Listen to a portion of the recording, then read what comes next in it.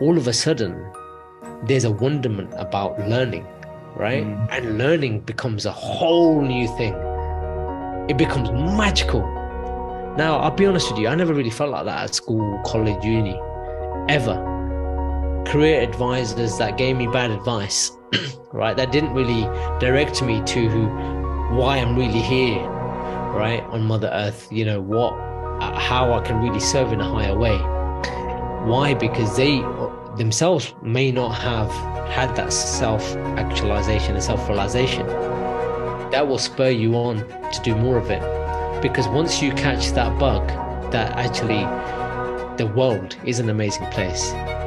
You can create your own hell on earth, or you can create your own heaven on earth. And it all depends on what you know and how you see the world.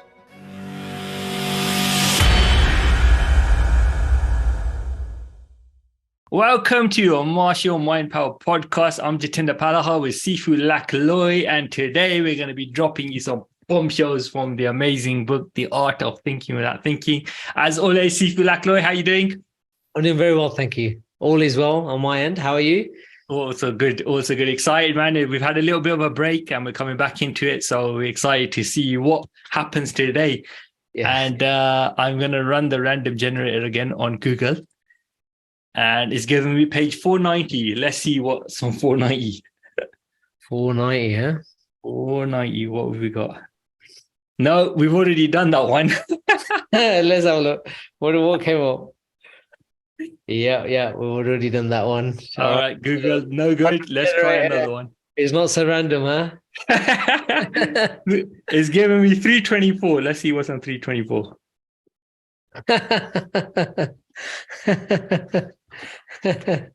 Okay. All right. This is cool. So we're laughing for the listeners, right? The reason I'm laughing anyway is because we've just been talking about this prior to us picking this, and here we are, Do you want to read it out? So the title is Sikhs Seek Sikhi. Right, so Sikhs Seek Sikhi, right? So I want to hold up the book for the viewers that are watching this, right? So Sikhs, as in Sikhs, Sikhs, right? Second word is Sikh, Seek, and then the last one is Sikhi, is Sikhi. Okay, so Sikhs Seek Sikhi, all right? And it's a picture of a book. Okay, it looks like a Bible or some kind of ancient scripture, right, with this light shining on it, and it's just sitting on a table or a desk, and it looks quite magnificent. This book of scriptures, ancient scriptures here. So, JT, I'm gonna have to ask you, what came to you on this one? Well, I know you already know. So this was just a bit of a pleasant surprise, I suppose, in a sense.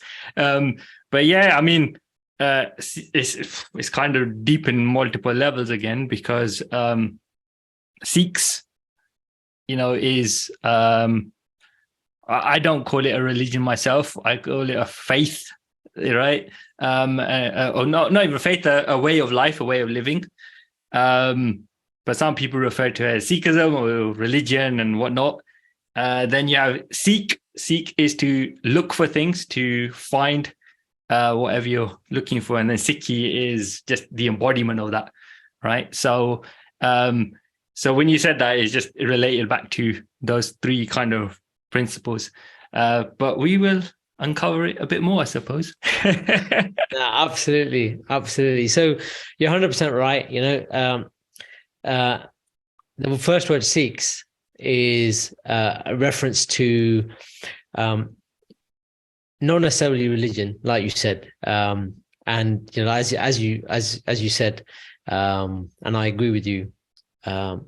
I don't consider Sikhism as a religion. I consider it as a spiritual philosophy where you can use that information and the wise teachings in there to live in a godly way, right? In other words, a congruent and ecological way with not only yourself, right? Because you have to be that to yourself, but also with other sentient beings and Mother Earth. Okay. Mm. And so all those ancient teachings in there are really universal. Anybody could learn that and live a more conscious life. Okay. More fulfilled life, fulfilled with self-love and love for everything and anything outside of themselves. So Sikhs in the first word is really a reference to those practitioners, right? Those practitioners that are following that pathway. Now, the second word is obviously, like you described that already, is to look for something, to discover something, to sought after something. Mm. But the third word is the interesting one, Sikhi, right? Where Sikhi is actually a Punjabi word or a word in Gurmukhi as well, where Sikhi refers to learnings. Okay, it refers to wisdom. Okay, it refers to potential divine knowledge.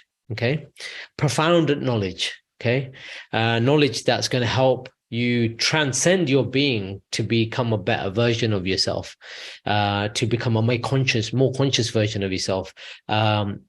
Teachings that are going to help you align with your true, authentic, high self. Okay, so Sikhs Seek Sikhi is really just saying people that are on the path, on the learned path, are seeking divine wisdom to live in a divine way on Mother Earth with everything and everyone, including themselves.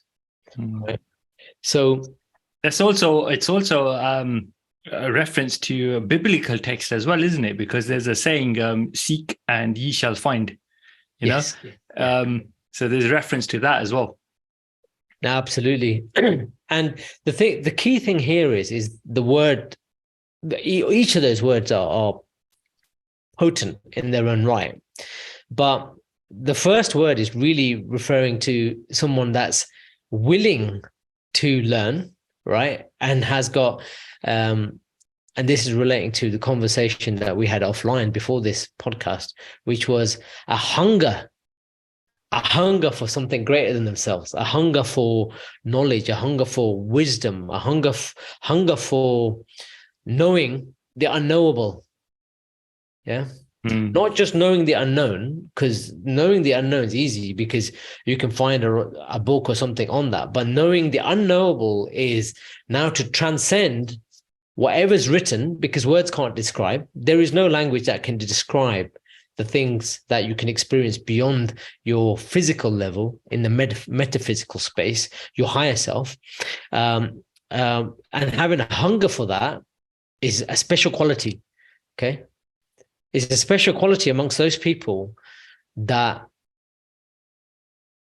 are hungry to become their true self and to step into their true realization in this existence, which is, what we refer to as self-realization. And the word Sikh itself means to learn. So it means acquire knowledge and wisdom. And then also it means a student or a student of life, So it's not just like we say, it's not just a religious term. It's actually a word in Sanskrit that turns up. That means to acquire knowledge and wisdom and be a student of life. Absolutely. And the thing is funny you say student of life, because the biggest teacher is life. Right? You go to school, you go to secondary school or college, and you go to university. Those people that follow that pathway, not everyone does, but if you do, you're learning for the first 20 odd years of your life, through some academic institution, but you haven't really learned much, because none of that really prepares you for real life, and none of that really prepares you for teachings beyond material existence, right? Yeah. None of those teachings teach you about self-actualization, as in discovering who you are. A bunch of subjects, you learn a bunch of subjects, and you've got careers advisors, that in my personal experience, just my experience, and so this, I'm not saying this across all careers advisors, but in my personal experience, career advisors that gave me bad advice, right, that didn't really direct me to why I'm really here, right, on Mother Earth, how I can really serve in a higher way. Why? Because they themselves may not have had that self-actualization and self-realization. But what if you did have a career advisor, or let's call that person a guru, right, that could alert you to that, or could direct you and point you towards your truth, and then you've got to make the effort to walk down that path, right? And that now starts to become quite an exciting adventure, something that you may want to make a concerted effort to do. It's not going to be easy, but regardless, because you're discovering something profound about yourself, your past, your future, and everything and anyone that's in your environment and existence right now, all of a sudden there's a wonderment about learning, right? And learning becomes a whole new thing. It becomes magical. Now, I'll be honest with you, I never really felt like that at school, college, uni, ever, right? Not even to that level. Maybe I was excited in doing some things, but I would never say I had a wonderment. I was in wonderment about learning about this thing, right? And it's funny you should say that, Lex, because when you look at, we're talking about life. I mean, when you look at the journey, right? When a child is born, your first kind of teachers are your parents, right? And as you progress through that, your second kind of teachers are your teachers. Yeah, when you go into schools and whatnot, and then you got your peer groups. Like as you get older, the kind of people you hang around with, then you end up with a wife and a family. They become your teachers as well. And then the experiences that you have in between about what's going on in terms of connecting with others, living life, business, whatever, all these different situations and scenarios are kind of pushing you to, as you say, learn, grow, progress, be more than what you originally were. Wow, man, you're dropping wisdom bombs today, bro. That is profound, some profound teachings, because what you're sharing there is that everybody that you encounter in life is a teacher in some way, shape, or form.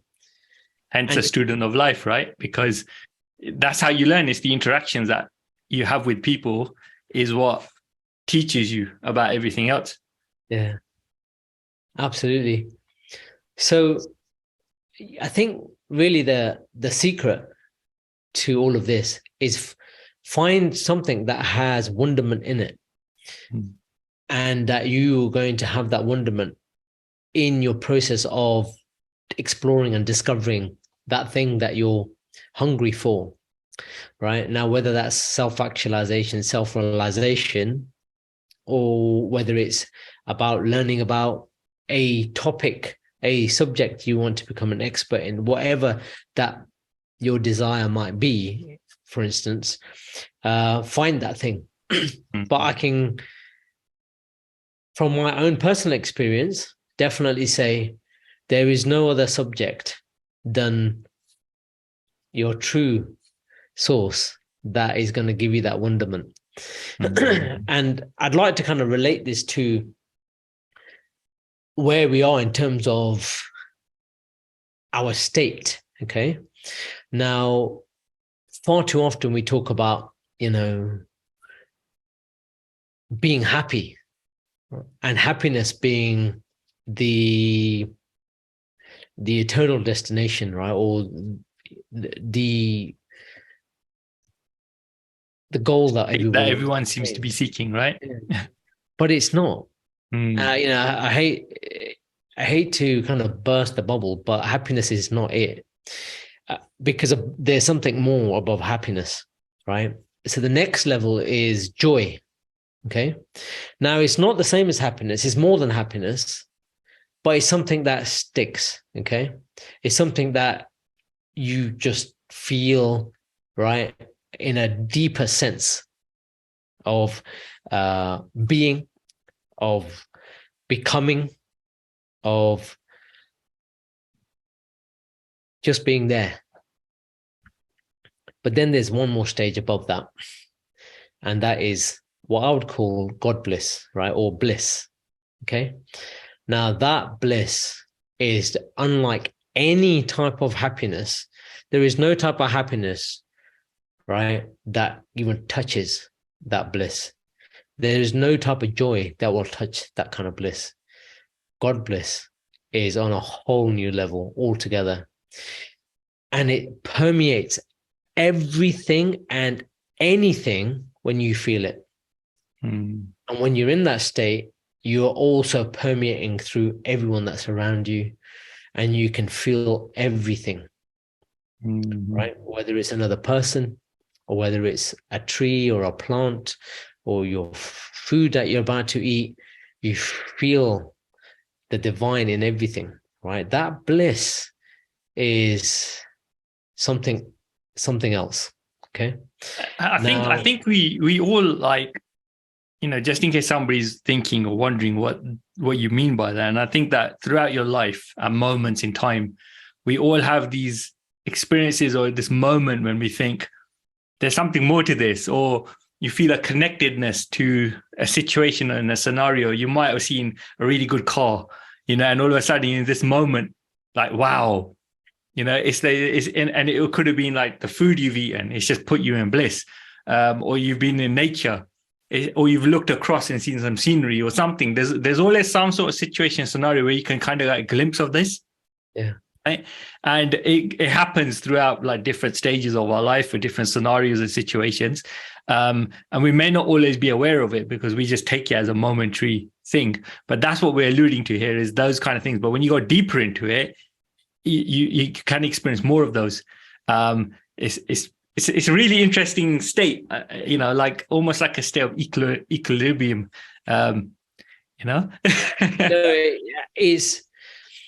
There's a buoyancy about it, and that buoyancy is weightless. It's effortless, it's easy, it just is. And like I said, it's permeating. It just radiates from within you outwardly, and you feel that bliss and everything else. And there's a beautiful teaching I learned recently, and that was, they say, you might have heard a saying that you say that when you really start to your consciousness starts to heighten, you start to see the divine in everything. Now, that doesn't mean you walk around and you see images of whatever you consider the divine in a flower or in your computer or in your carpet or windows or outside in the grass or whatever. That's called being high on drugs, isn't it? Potentially, right? But what it means is when you connect with something by looking at it, what that means is it reminds you of that bliss, right? It not just reminds you, but it helps you to relive that bliss, so you stay in a constant state of bliss. And it's a practice, right? It's a practice that takes a lot of work, right? A lot of repetition, because initially you'll be like, oh, I felt that. I felt something. I can't really quite describe it, but what was that? And then you're going to practice it more. And if you strain, then you're not going to get it. So you have to relax again and let go of it. And then, oh, you felt it again. Oh, how did I do that? And it's just reminding yourself that actually it's about being free with everything, and not being attached to anything at the same time, not being strained in any way at the same time, not wanting to desire something with such urgency and desperacy at any one time. But just being with it, and things will remind you of this sensation. And all of a sudden, you start to feel that sensation more and more often until, hopefully you can get to the point where you're always in it. And that's a special place to be because you've kind of cracked the code. Mm-hmm. Then what comes after that, you'll discover for yourself. Yeah, talking about code, it's like you said, it's literally like programming the brain, the human neck top, and reprogramming this biocomputer over time and training it. And I think you alluded to a little bit of it in the sense that, being present, like quieting down, getting into the moment, letting your mind relax, getting out of the busyness of life, is where you can start to really connect with that. And you can do different various things like, martial arts is one of those activities. Yoga is another activity. Reading can bring it about. Music can bring it about. So there is those things. And I suppose what we're trying to say is just notice those, when you come across that, just dwell on it a little bit longer and just feel what it might feel like, if you're not already doing that. Because gratitude is another thing as well, right? Gratitude is something that you can utilize to get you in that kind of state as well. That's right. No, gratitude also does make you feel in a similar way. Okay. It is definitely, now that you mention it, it is a similar sensation, but not permeating enough, right? I guess it depends on your level of gratitude. Right. So yeah, I know they say, practice law of gratitude and you'll be able to attract more. But I think we have to be careful about attraction because there's far too much focus on attracting to I'm trying to think of the right word now. Attracting to accumulate, attracting to gain something. And actually, to get into a state of bliss is what you're going to attract is people that are going to be attracted to your energy, to your aura, to the light that emanates, this bliss that's emanating from you. That's what they're going to be attracted to, right? And that will bring an abundance of a whole bunch of things. But if you focus on attracting material things, whether it be wealth and materiality, then all of a sudden you're lowering your vibration, right? Because now your vibration is now in sense gratification, right? Or in what I will call the materiality, the ignorance of materiality, right? Or the passion of materiality. Okay. Now, if you're stuck in those two things,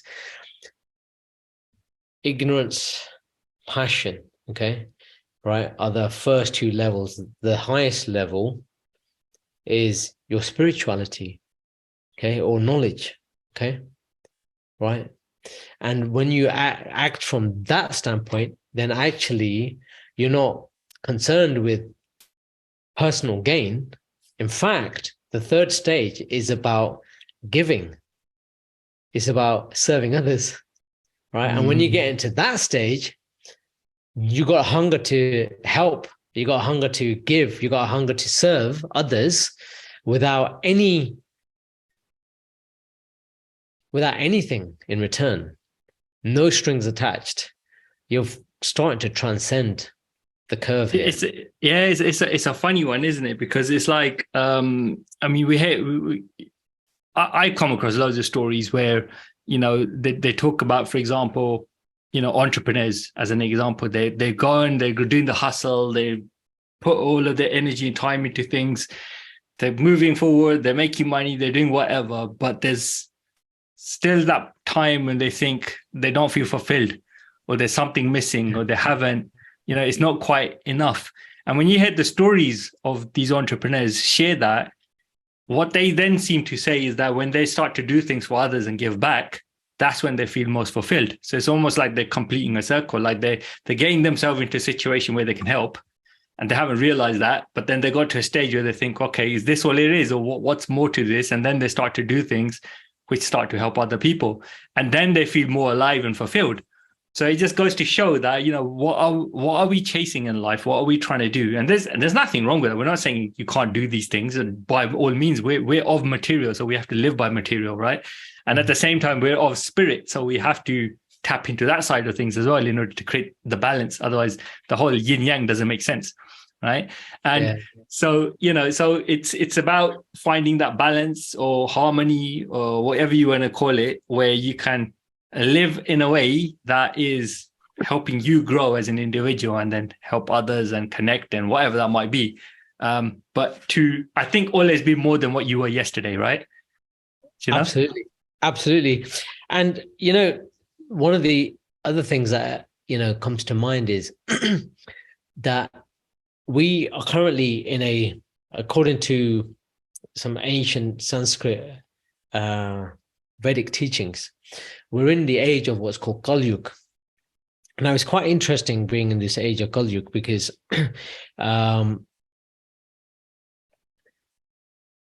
it's the age of ignorance, it's the age of darkness, and it's an age where mistrust, misdirection, a lot of chaos. Yes, exactly. Mistrust, misdirection, dishonesty, a lot of trickery, and so on. And it's interesting because there's reading up some of the Vedic teachings, and one of the things it says in this age, the best thing that you could do is to feed the needy. Mm-hmm. Simple. You know, people talk about solving world problems, but actually just sustaining somebody for a day is massive for somebody, yeah, right? And it might not mean so much to you, but it'll mean the world to them. And it's something simple that you could do. Now, these are things that, you know, when you come back to this koan, Sikhs Seek Sikhi, these are the kind of teachings that we're hungry for, and we're trying to satiate ourselves with. And in that pursuit, you know, we're learning all these wonderful things, and just spending time with organizations that do that run kitchens for and serve people food, and they don't have to be homeless. They can just be anyone on the street these days that, you know, with the rising cost of living, just can't afford to buy food or can't afford to cook food because they can't afford the utility bills. So they're living off cold food in the middle of winter, for instance, right? So things like this can be a massive help. I mean, talking about food, I mean, a story pops to mind where so Guru Nanak, when he was a kid, right? So for those who don't know, he's considered he's the founder of the Sikh way of living, right? And when he was quite young, his father had sent him to the market to sell off the herd or cattle and things like that, and basically, you know, do the trade and come back home. And he went to the market, he sold the kettle or what was given to sell, and he had collected all of this, you know, rupees at the time, and it was a for that time 500 years ago, a substantial amount. I can't remember the exact figure. It was around 10 rupees or something, or even 20 rupees. I'm not sure, but back then it was like a big deal, right? Like it was wealthy, kind of rich, kind of thing, yeah. And they're on the way back, yeah, and they basically come across hungry sadhus, yeah. And they basically just put a meal together for these sadhus and said, oh, your guys are hungry, I'm going to feed you. So he spent the money on feeding the needy, as you were saying, right? The people that needed the food. And then what happened was him and his mate who went were like scared that they're going to go home and get in trouble. And when Guru Nanak's father came back, he was rather upset at what had just happened, you know, and they say that, you know, angry father, shouting, screaming, and whatnot. And when he was questioned, he just said, "I've just done a satya soda." And satya soda means I've just done a true trade, right? Like the ultimate trade. And the moral of the story is that till today, to this very day, you could go to any gurdwara in the world and they would have free food available for anyone to access, right? And a lot of people still don't know this. A lot of people still don't know that you could go to any gurdwara around the world and they will have what we call a langar, which is a free kitchen available. And it's all basically, works through like community effort. The community get together, they create a kitchen, and literally, like, for example, the Golden Temple is like feeding almost like 200,000 meals a day or something, some crazy number like that, right? And I would need to check the exact number, but it is a really large number. And then up and down India, you have various places from various different cultures that do similar things. And it all comes down to this thing about food and feeding others. It is so doable. It is so doable to, feed the world, all right, and feed the needy, not just with food, but with knowledge and spirituality as well. And these lessons exist there for us to learn and go for it, because if it's been done, that means you can carry on doing it. I suppose you just got to model that and do more of it. The world can be a place without hunger. Absolutely. And there's a lot of spiritual faiths and spiritual places of worship you can go to that they do also offer food as well, in addition to Sikh temples as well, gurudwaras. And it's in that vein because it's the highest service to serve others. Just a quick correction I wanted to make, though, by the way. The 3 stages were ignorance, passion, and goodness. But knowledge is how you get out of ignorance and passion. Okay. So I just wanted to lay that one down. And then above goodness, there is pure goodness. And that is, when you've really started to transcend your state of consciousness.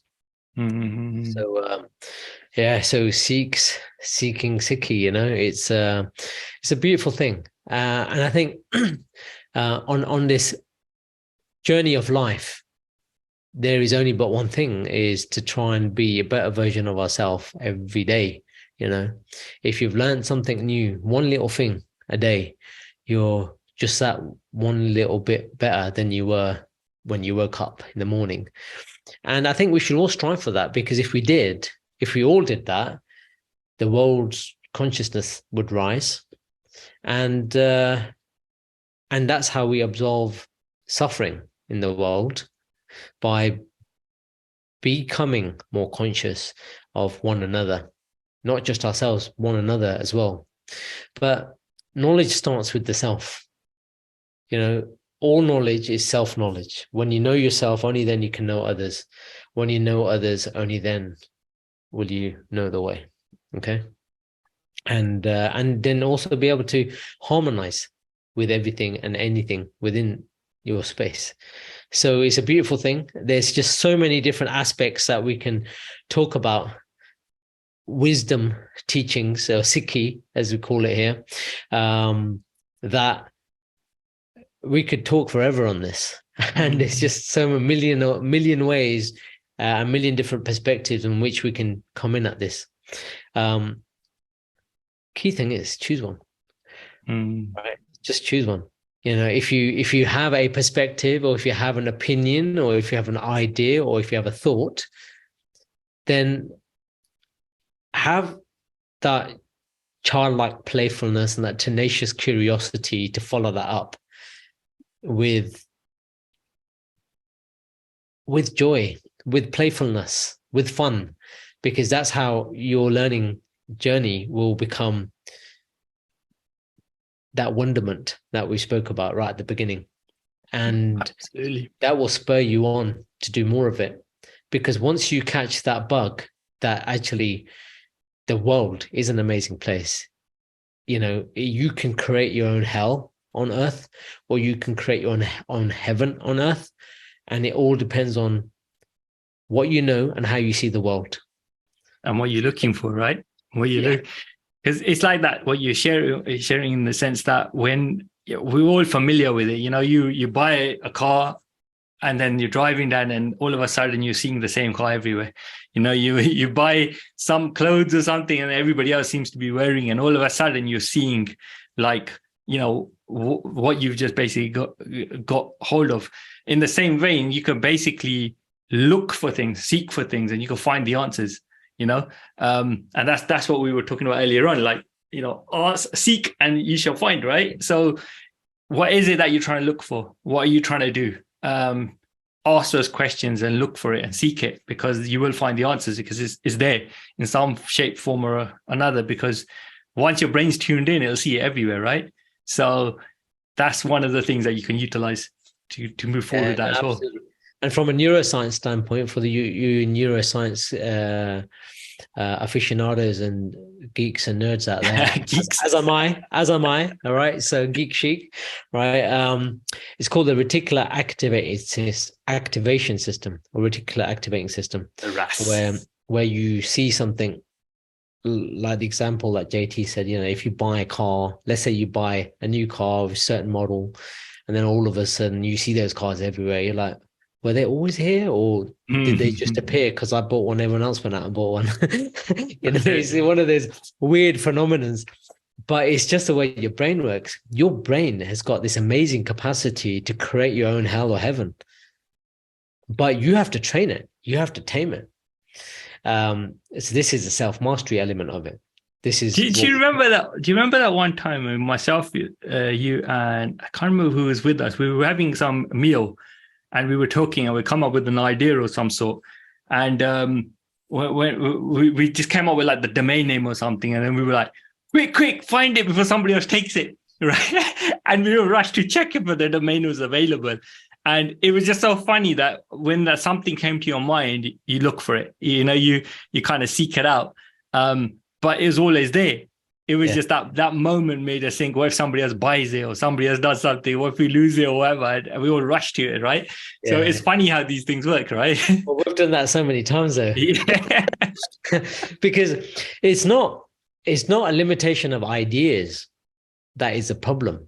It's how much time have you got and resources to execute those ideas, right? Which is the real key crux of it all. There's when you really start getting into this space of connecting with your higher consciousness, ideas will fall in a lap by the dozen a day, even, right? If not more. There is no shortage of ideas. It's following up on them. Which one is aligned with you? Which one's aligned with your higher purpose? And then doing that thing, because it doesn't take you away from who you are. That's how you should look at these ideas. So if anybody's having a creative block, for instance, it's important. And the most important piece of advice I can give is do some engineering work, honestly, because you'll have you'll be engulfed by ideas. You know, the thing is, you won't be able to write them down quickly enough, let alone speak them into a dictaphone or some kind of recording device, because they come so quickly.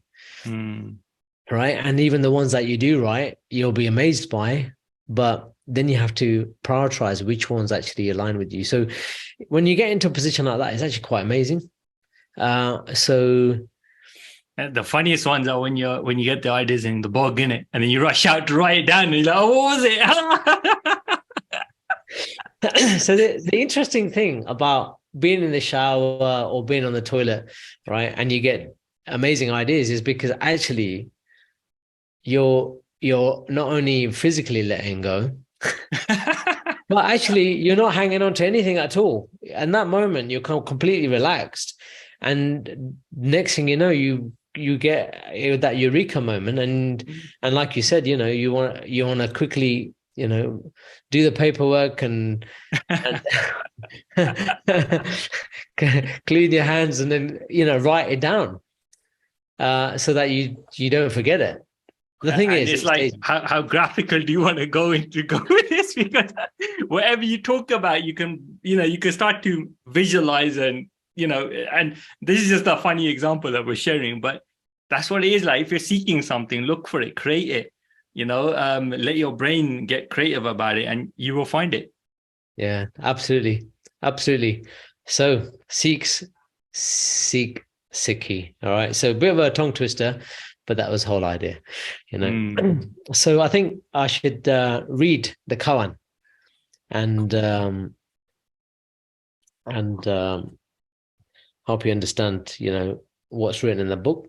So the excerpt says, firstly, in Punjabi, a Sikh is someone who is learning, striving for self-actualization and ultimately enlightenment.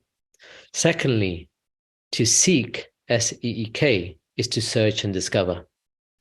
And finally, Sikhi, S-I-K-H-I, is the underlying knowledge and wisdom learned through continual practice. Therefore, a Sikh seeking Sikhi is someone who is striving for enlightenment in the process of their own discovery through learning knowledge and wisdom through continual practice. This is not religious at all. It is life expressed in your truest, authentic, high self. After all, aren't we all Sikhs in one way or another, wanting to transcend ourselves so we can be the best we can be? Normally you ask me, have you got any closing thoughts? But today I'm going to ask you, have you got any closing thoughts? Have I got any closing? Have I got any? Oh, closing thoughts. Oh man. All right. Why is Luther's coming to my mind? So there's this program on TV, which is called Luther, with what's his name? Idris Elba, right? And he's a detective.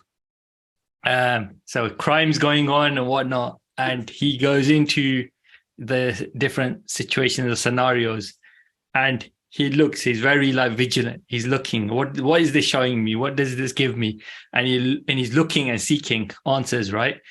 And he tries to look at it from different angles, different possibilities, try different situations and scenarios, tries to figure out why it's been done, how it's been done, who did it, whatnot. And eventually, they hone in on it and get to the end of it and find out who the criminal was. So in that kind of context of things is similar in what do we do in life? What are we looking for? If we're trying to figure something out, how can we figure it out? What can we do about it? Can we look at it from different angles? Can we do different situations or scenarios? And eventually you will figure it out. And that's what I wanted to share with it. So whatever you are seeking, you can find it. If you want to do something in life, you can do it the way you want to do it. Have that, don't be too rigid, but have that flexibility, be like water and adapt, and move forward in life to achieve what you want, right? That's my closing thoughts, if any of that made sense. So basically what you're saying is be like Luther. That's it. That's it. Oh, wow. Awesome. That's awesome. Thank you for sharing your wisdom on that, Sifu Lak Loi. And if anybody is interested in finding out more, obviously you can get hold of the book, The Art of Thinking Without Thinking. It's available on Amazon. You can get hold of it at martialmindpower.com. And it's just fantastic. I mean, you could just pick up this book anytime, flick to any page and see what comes out of it. And, as we just sit here and chat and there's no right or wrong answer, we just figuring out as we go along, really. Yeah. So we're not making it up. That's not making it up. That's the other thing, right? For those of you are you just making it up? No, we're not making it up, but we're exploring as we go along in this process of wonderment, as I like to call it. Absolutely. But in a way, we are making it up as well, because you have to be creative in order to share and honestly express yourself, right? And this throws curveballs at us, right? So it gave us earlier on today, before we started, we came up with a page we've already done. So then we did another random one, picked up another idea, and then just spoke on it. So it just goes to show that we have to. We're trying to talk the talk in a sense as well, and adapt to whatever is being thrown at us. But do you think we're making it up, or do you think we're preordained? That we just making up now. That's another. We're going to end up doing another podcast. I think we'll hold that thought for the next one. Yeah, definitely. Fantastic. Thank you for sharing, Sifu Lak Loi. Thank you, everybody. And until next time, take care. All the best.